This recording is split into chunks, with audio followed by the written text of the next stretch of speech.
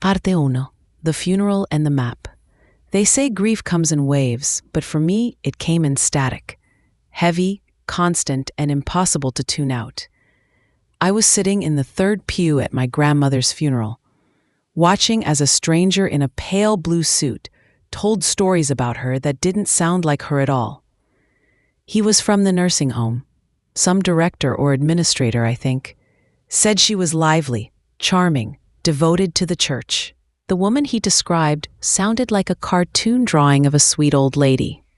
My grandmother was many things. Sweet wasn't one of them. Her name was Margaret Ellen Stokes. Everyone in town called her Maggie, but she never let me use that name. "You call me Gran," she said, "or you don't call me anything at all."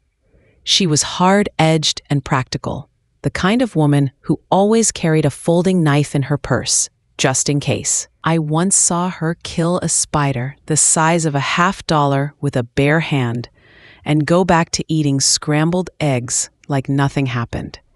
So no, she wasn't delicate or charming. She was precise. She was deliberate. And if she left something behind for you, it was on purpose. That's what I kept telling myself when I opened the safety deposit box. After the funeral, the lawyer, Mr. Kellerman, a man who always looked like he'd rather be asleep, handed me a key with no explanation except, "Your grandmother left you something. Only you." The box was at a credit union in town, one she hadn't used for years. Inside was a single manila folder, a small brass key, and an old rolled-up map tied with a blue ribbon. The key was simple, no label, no markings. It looked old, maybe for a padlock or a small door. The map, though, was stranger. At first glance, it looked hand-drawn, done in pencil, faded in places. It didn't say where it was, no street names, no compass rose, just faint outlines of buildings, thickly wooded areas, and a series of small X's drawn in dark red ink. Each X had a number next to it, 1, 2, 3, all the way up to 11. There was no explanation. I unrolled the map on my kitchen table that night, stared at it until midnight, and then folded it back up without answers. I should have thrown it away. Instead, I took a picture and uploaded it to my phone. Then I stared at the brass key for another hour before putting it under my pillow like a lunatic. The next morning, everything changed. I recognized one of the buildings. It was a farmhouse, 3 miles outside of town, off Route 23. My friend Riley's parents used to own it before it burned down 20 years ago. The shape on the map matched exactly. Same angle, same barn outline. I felt the hairs rise on my arms. What was Gran doing with a map that included that place? That was the moment I decided not to let this go. It was also the last day I felt in control. I started with the obvious. I drove to the farmhouse. It was still there, or what was left of it. Charred ruins and a few blackened support beams sticking up like rotten teeth. The barn had collapsed in on itself. The field behind it was overgrown, but not wild. Someone had been here recently. I parked at the edge of the gravel and checked my phone. No signal. That wasn't unusual out here, but it still felt like the world was shrinking around me. I walked toward the barn first. That's where the first X was marked on the map. There was nothing left but burned wood and rusted metal. But as I stepped through what had once been the main doors, I noticed something. The floorboards in the center had been cleared. Not recently, but deliberately. Ash and leaves were pushed aside, forming a rough rectangle. I got on my knees and brushed away the rest with my hands. There, embedded in the floor, was a small metal ring, a trapdoor. I froze. My heart began to pound in my chest, not out of fear exactly, but from something deeper, like recognition, like part of me had known this was here all along. I pulled the ring. The wood creaked and groaned, but eventually gave way. A dark hole yawned below me. A few rotting steps descended into the earth, and a cold, earthy smell drifted up. I could barely see, but something was down there. Something flat, rectangular, a box. I climbed down carefully. Each step felt like it might collapse under me.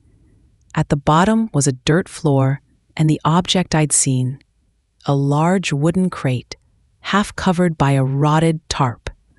I pulled the tarp aside and tried to open the box. It was locked with a heavy padlock. I reached into my pocket and pulled out Gran's brass key. It slid in, turned, clicked, the lid creaked open. Inside was paper, bundles of it, tied with twine. I pulled one out. The top page was yellowed and typed with an old machine. The ink had faded, but I could still read it. Subject 2, 1967. Failure to contain. Subject relocated. Memory intervention unsuccessful. Coordinates archived. I stared at the page, then flipped to the next. Subject 3, 1972. Containment lost. Fatality confirmed. Site marked. Each packet had similar reports. Cold, clinical, like field notes from some kind of secret operation. Each one referred to a subject, a date, and an incident. I went through 6 bundles before I stopped. The last one was labeled Subject 11 Pending. No date, no resolution, just that word, pending. I looked back at the map. There were 11 X's. I'd just been to the first. I suddenly felt very cold. Whatever Gran had left me, it wasn't just a puzzle. It was a mission, and I was already involved. Parte 2, Subject 11. I barely slept that night. I had spread the reports out on the floor of my apartment, numbering each according to the X's on the map. Most of them referenced incidents that happened decades ago. Some in the 60s, a few as recent as the late 90s. Each had an official tone, but no identifiable agency or signature. Whoever wrote these knew what they were doing and wanted to stay hidden. I read them all. They were case files, observations. Some read like military reports, others like psychiatric evaluations. All were about people, subjects, who had seen, experienced, or become something they shouldn't have. The language was cryptic but disturbing. One mentioned disassociation from linear time. Another talked about untraceable replication of memory structures in adjacent individuals. A third simply read, Subject 4 ceased to occupy consistent space. Witnesses report simultaneous presence in 3 locations. Intervention failed. And then there was Subject 11.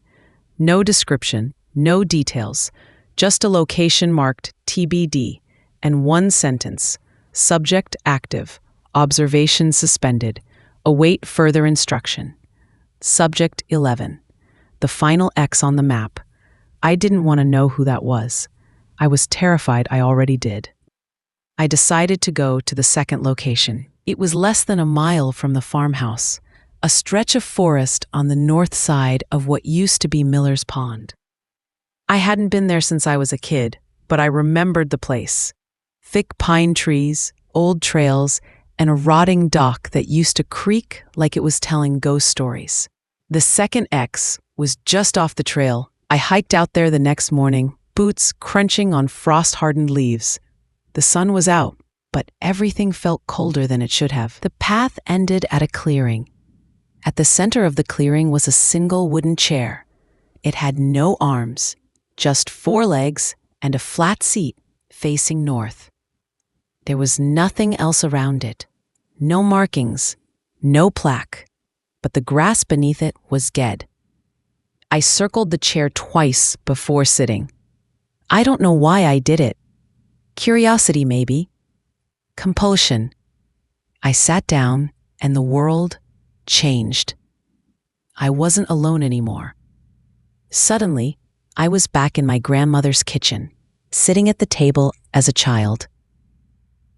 She was pouring tea, wearing a yellow blouse with sunflower buttons. I could smell her perfume, lavender and dust. The radio played something soft in the background. I blinked. I was in a hospital room. Bright lights, machines. A woman with blank eyes staring at the ceiling, muttering a name. Mine. Blink. I was on a bus. Cold windows. People without faces. My own reflection staring back at me, but older. Blink. Then silence. I opened my eyes. I was still in the chair, still in the woods, but my hands were shaking. Time had shifted. My watch read 2 hours later. I stood quickly and turned in a circle. Nothing had moved, but someone had been here. On the ground next to the chair, someone had carved a name into the dirt, Subject 11, and below it, "You are the key." I didn't go home. I drove. Hours passed. Roads blurred. I ended up at a gas station in a town I didn't recognize. Bought coffee I didn't drink. I sat in my car with the engine running, map in my lap, and tried to understand what I was doing. Gran knew. She'd been involved in this. These locations, these subjects. But why me? Why now? What was I supposed to unlock? That night, I finally decided to call someone. I needed help. I called Riley. We hadn't spoken in years. Riley and I were best friends growing up, inseparable until college, when we drifted in the way people do when life gets messy and busy and stupid. I hadn't even told him Gran died. His voice on the phone was deeper now, but still familiar. "Hey," I said. Silence. Then, "Well, damn, you're alive. Barely." That broke the tension. I explained the map, the key, the box in the barn. I left out the chair and the memory collapse. For now. He didn't interrupt once. When I finished, he said, "You're going to need my truck." Riley lived 20 minutes outside of town in a converted workshop with too many tools and not enough insulation. He met me at the door with coffee and a suspiciously sturdy duffel bag. We spread the map on his workbench. "This," he said, tapping it, "is not normal. I'm aware." He pointed to the third X. "That's near the old quarry." He was right. I hadn't noticed before, but the third mark lined up perfectly with the abandoned limestone quarry outside of town, the one that closed after a fatal cave-in back in the 80s. Gran had shown me the news clipping once, said the whole thing was messier than they told anyone. I stared at the map. 3 down, 8 to go. I felt like I was standing on the edge of a hole I couldn't see the bottom of, and I couldn't stop digging. Parte 3, the quarry. We left before sunrise. Riley packed flashlights, ropes, water, and a crowbar just in case. I didn't ask what "in case" referred to. I had the map in a tube slung across my back and the brass key hanging around my neck now, on an old shoelace like a makeshift totem. The quarry lay west of town, past a ridge of pine-covered hills and into an area that was technically fenced off, but nobody patrolled. The land was considered unstable after the 1984 collapse. Several kids had died, fell into a sinkhole that wasn't there one day and was the next. We parked where the gravel gave up pretending to be a road and hiked the rest. The place was quiet. No birdsong, no breeze. The pit loomed ahead like a wound in the earth. "Same shape," Riley said, comparing it to the map. "Third X should be here." We descended cautiously. The slope was uneven, scattered with rusted metal and ancient wheelbarrow bones. The earth groaned in places beneath our boots. At the bottom was a half-collapsed structure, an old tool shed, barely upright. The third X was marked right over it. We circled it once. On the back wall was a small metal hatch, padlocked. I pulled the key. It slid in like it had been waiting. Click. The door dropped open. Inside, propped against the back wall, was another bundle of papers, fresher than the last ones. And something else. A cassette tape. Black. Unlabeled. No case. We brought everything back to Riley's shop. He still had an old stereo with a tape deck. He popped the tape in, hit play. We listened. Silence. Then static. Then a voice. Male. Con. Slow. Test 3A complete. Subject located. Parameters matched. Transference event occurred on schedule. Click. New voice. Female this time. Shaky. Younger. I can still see her. Even when I close my eyes. She was part of me. I think I took something from her. Static. Click. Back to the first voice. Containment impossible. Subject separated from linear path. Memory feedback loop began within 3.2 hours. Observer compromised. All assets pulled. The tape hissed again, then stopped. Riley didn't say anything for a long time. Finally, he whispered, "What the hell was your grandma into?" I didn't have an answer. All I had was a gut feeling. Each site on the map was a memory. Not metaphorically, literally. People had gone to these places and experienced disconnections, ruptures. Something in the environment, or perhaps in them, had interacted with something else. Not hallucinations. More like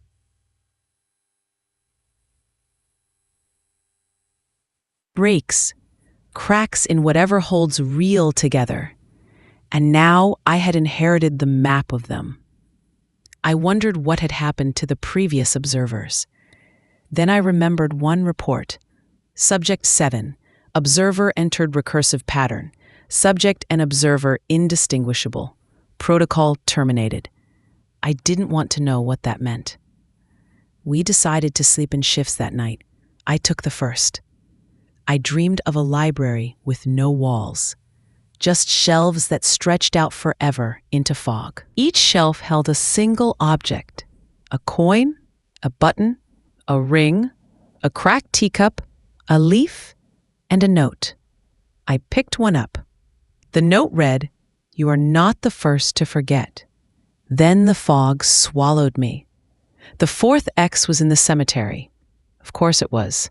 We went at dusk. Gran's plot was still fresh. Flowers from the funeral now beginning to wilt. But the X wasn't near her grave.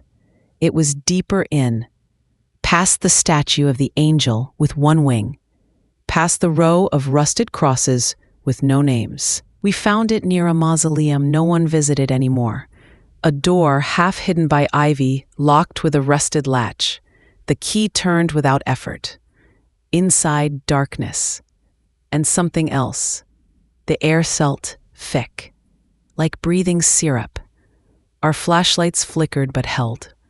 At the center of the room stood a table. On the table, a box, a small one, like for jewelry.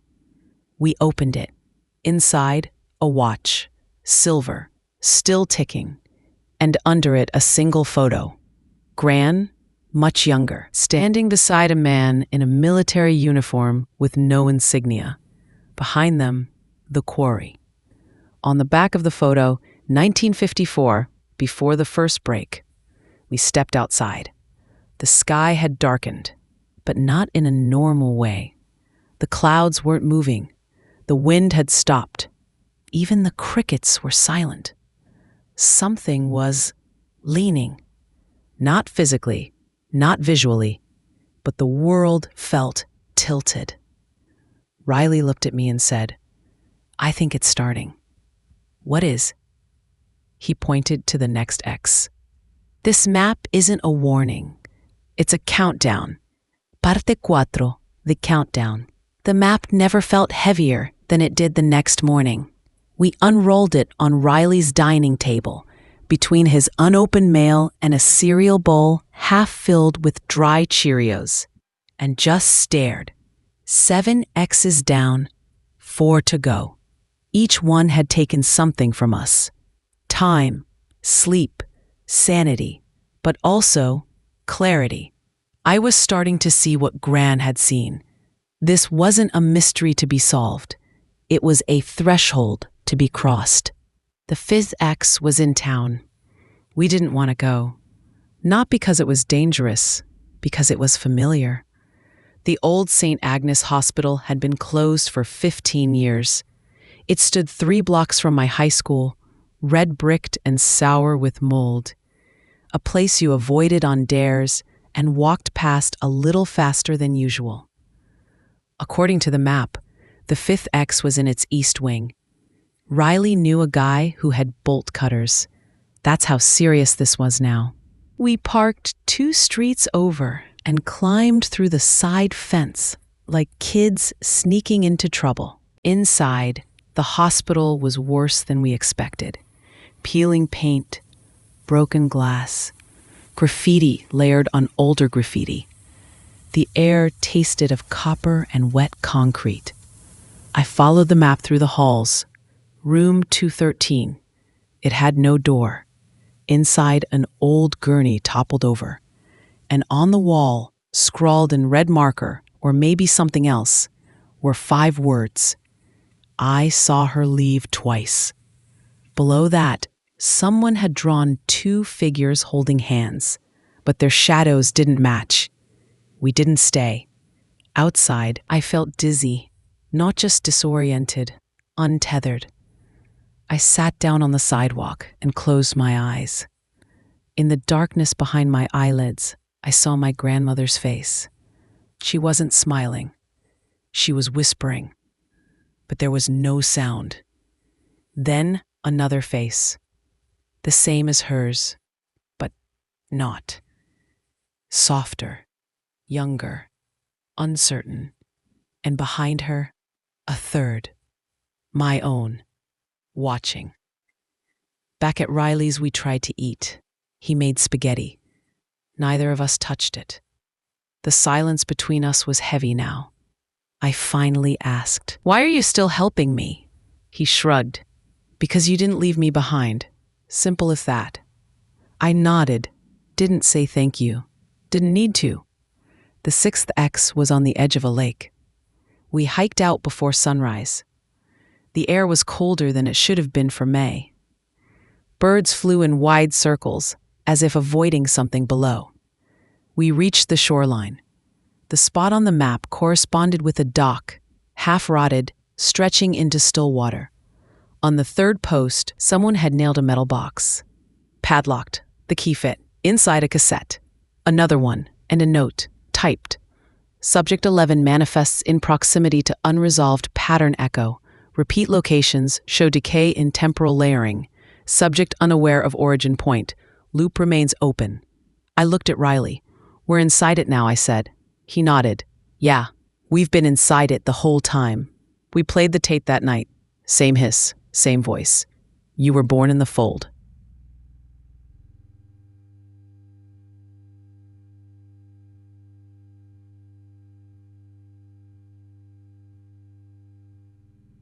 Someone had nailed a metal box, padlocked, the key fit, inside a cassette. Another one, and a note, typed. Subject 11 manifests in proximity to unresolved pattern echo. Repeat locations show decay in temporal layering. Subject unaware of origin point. Loop remains open. Someone had nailed a metal box, padlocked, the key fit, inside a cassette. Another one, and a note, typed. Subject 11 manifests in proximity to unresolved pattern echo. Repeat locations show decay in temporal layering. Subject unaware of origin point. Loop remains open. I looked at Riley. "We're inside it now," I said. He nodded. "Yeah, we've been inside it the whole time. We played." Everything after that is just memory catching up. She kept you out as long as she could, but the map always finds its way back. Then silence. Not static, just nothing. We rewound it, replayed, same. The next day, I woke up to find the map changed. A 12th X, in ink darker than the rest. Drawn near the center.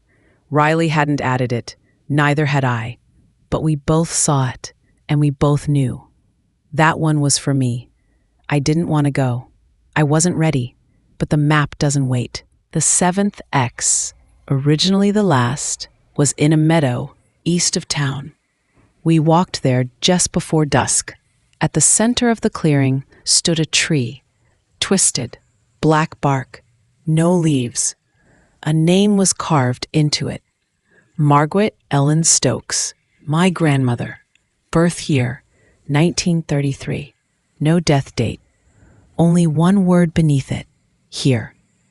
We looked at each other, then down. At our feet, half buried under the moss, was a metal ring. Another trap door. Riley hesitated. I'll go first. I stopped him. No, I said. This one's mine. Parte cinco. The 12th mark. The trapdoor creaked open, damp wood bending under my weight. The air that poured out was old, drier than the forest, tinged with something sterile, like chalk or faded ink. I climbed down alone. Riley stayed above, flashlight pointed at the hole, like it might disappear if he blinked too long. The ladder was metal, cold to the touch. At the bottom, concrete. A corridor stretched out before me, longer than it should have been. I couldn't see where it ended, just the hum of something deep and steady, like a machine behind the wall of the world. I moved forward. The light from above faded behind me. There were no turns, no doors, just a hallway, gently sloping down, until at last I found a room. It wasn't a lab.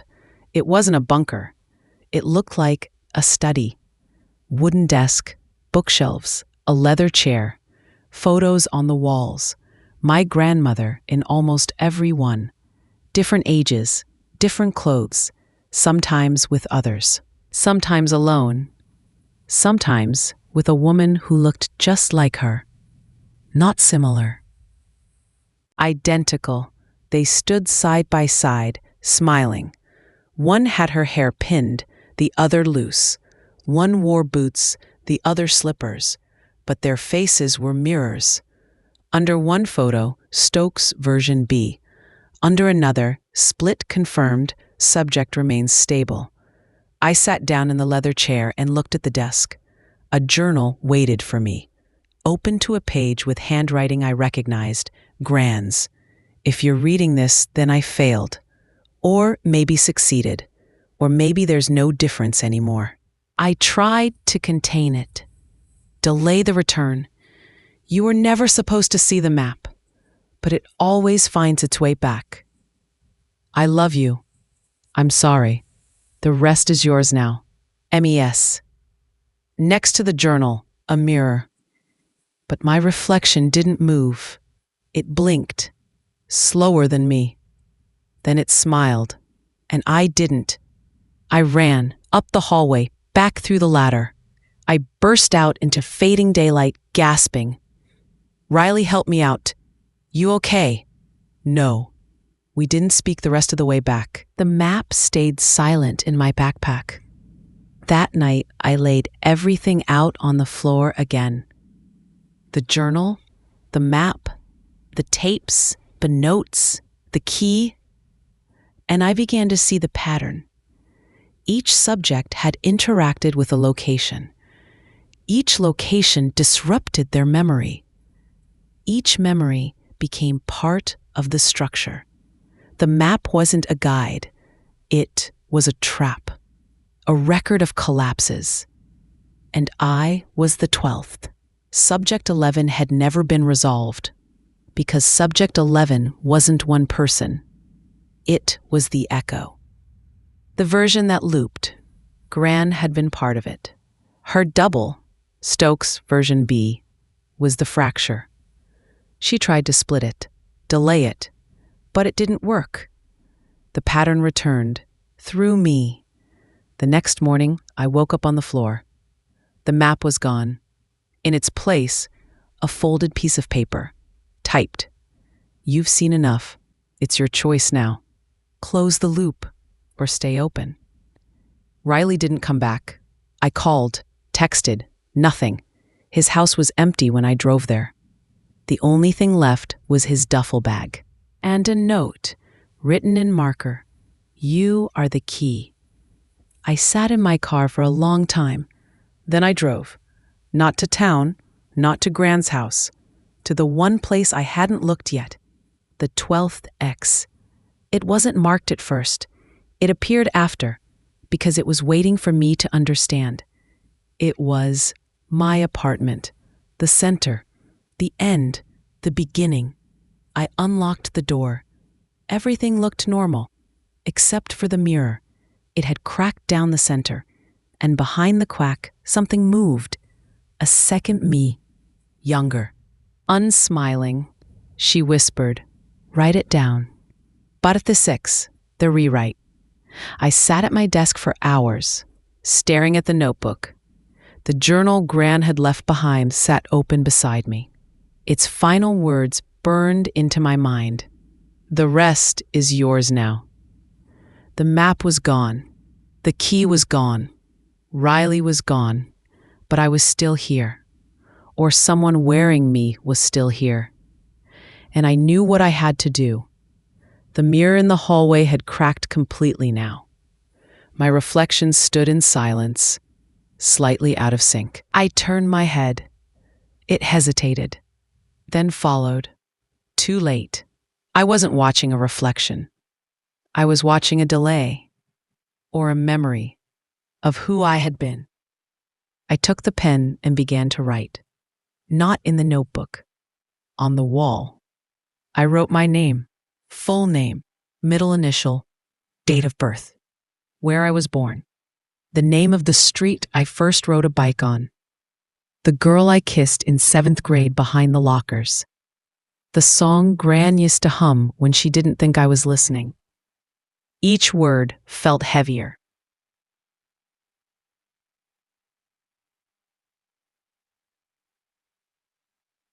Like stitching myself back together from the outside in, I remembered the tape. The voice had said, she kept you out as long as she could. Gran had been the dam, the final wall between me and the loop. When she died, it cracked. Now it was open, and the pattern wanted to be complete again. But what happens when a pattern refuses? The last line I wrote on the wall, this story is mine. And then the mirror shattered, not fell, exploded. Shards hit the floor and rolled like marbles. But there was no one on the other side. Just space, empty, lightless, inviting. I stepped forward and said her name, not mine. Hers, the version, the fracture. Margaret Ellen Stokes. Twice. And the light vanished. I woke up 3 days later, in a hospital bed. Riley was sitting beside me. He looked like he'd aged a year and a week. Welcome back, he said. What happened? You collapsed. They said dehydration, exhaustion, maybe stress. But he hesitated. I found this in your pocket. He handed me a folded paper. It was the map, blank, no X's, no lines, just empty space. I left town after that. Riley drove me as far as the state line. He didn't ask questions. I didn't offer answers. But before I left, he said, if you ever get another key, burn it. I live in a small place now. No mirrors, no basement, no stories. Just books and silence. Sometimes I see her, Gran, in dreams. She doesn't speak. She just nods, as if to say, you made the right choice. The journal still sits on my shelf, unread, unopened. And the map? I buried it, somewhere far, no coordinates, no trace. Because some patterns don't need to be closed. They need to be forgotten. The end.